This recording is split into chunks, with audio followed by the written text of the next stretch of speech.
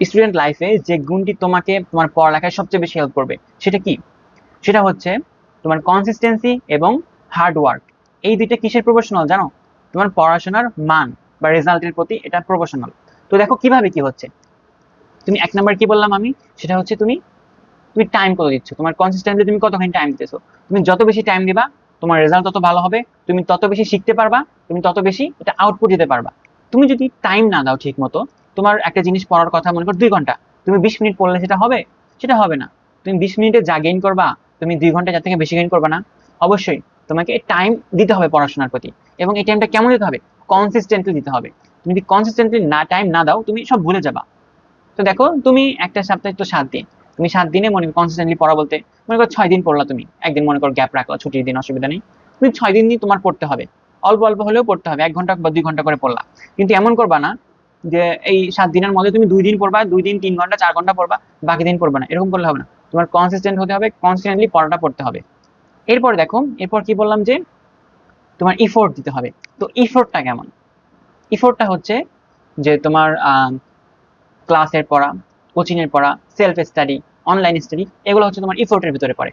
তো এখন ইফোর্ট দিয়ে তুমি দেখলা যে না তুমি ক্লাস করতেছো, এই মনে করো কলেজের ক্লাস, কলেজের ক্লাসে স্যারটা গড়িমসি করতেছে, ভালো মতো পড়াইতেছে না, বা কোচিং এর ভাইয়াটা গড়িমসি করতেছে, সেখানে ভালো মতো পড়তেছে না, এখানে কিন্তু তোমার একটা টাইম ওয়েস্টিং হচ্ছে, তোমার ইফোর্টটা নষ্ট হচ্ছে।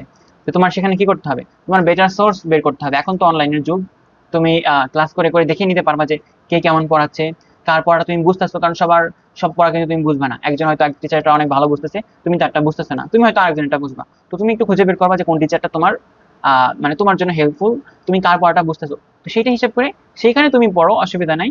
মনে করো আমরা যারা সরকারি কলেজে পড়ছি বা পড়তেছি, তো দেখো সরকারি কলেজে কি হয়, কয়েক টিচার আছে অনেক ভালো মতো পড়ায়, কতজন আছে অত ভালো মতো পড়ে না। তো যারা খুব বেশি ভালো মতো পড়ে না, আমি বলি কি তাদের ক্লাসগুলো অত বেশি করার দরকার নেই। তুমি তার থেকে ভালো তুমি একটা বাসায় সেলফ স্টাডি করবা, নিজে পড়বা, অনলাইনে পড়বা, দেখবা তুমি অনেক আগে যাচ্ছ।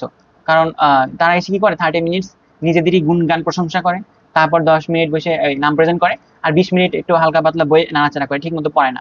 এটা আমিও ফেস করছি, এটা অনেকেই ফেস করছে, এটাই ইউনিভার্সাল ট্রুথ। তো অবশ্যই খেয়াল রাখবে কি, তুমি যেখানে তোমার টাইমটা ইনভেস্ট করতেছো, এফোর্ট দিতেছো, সেখান থেকে তোমার ওরকম আউটপুট আসতেছে নাকি। যদি আউটপুট না আসে ওইটা বন্ধ করে দাও, তুমি আরেকটা ধরো, সেখান থেকে তুমি দেখো কিভাবে ভালো হচ্ছে। তো এটা আরেকটা ভালো উপায় হচ্ছে কি, দেখবা যারা টপ করতেছে তারা কিভাবে পড়তেছে, দেখবা তাদের একটু খোঁচা মারলেই দেখবা বের হয়ে যাচ্ছে তারা এই ভাইয়ের কাছে পড়তেছে, ওই টিচারের কাছে পড়তেছে, এইভাবে নোট করে পড়তেছে, ওইভাবে পড়তেছে। তো সেটা একটু বের করে রাখবা। এই হচ্ছে সেলফ স্টাডি। তুমি যদি নিজে স্টাডি না করো, তুমি যার কাছেই কেন পড়ো অসুবিধা নেই, তুমি ফেল করবা। অবশ্যই তোমার নিজের করতে হবে, নিজে না পড়লে কিচ্ছু হবে না। আর নিজে যে এত ইফোর্ট দিয়েছো, ইফোর্টটা যাচাই করবা না, অবশ্যই একটা পরীক্ষা দিতে হবে। তো কি করবা, তুমি যা পড়তেছো 1 মাসে যা পড়লা, তুমি একটা ছোট টেস্ট দিলা, বা এত কিছু করার দরকার নাই। যে পরীক্ষাগুলো তোমার হচ্ছে সেই সকল পরীক্ষায় রেগুলার অ্যাটেন্ড করবা, পরীক্ষায় বাদ রাখবা না।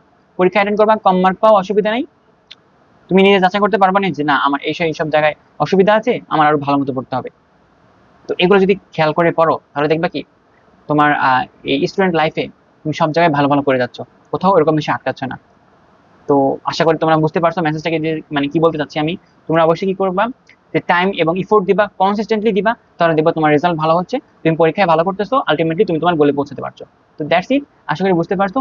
আর যদি তোমাদের কোনো ইনকোয়ারি থাকে আমি কমেন্ট বক্সে জানাও, আমি ইনশাআল্লাহ তোমাদেরকে অ্যান্সার দেবো।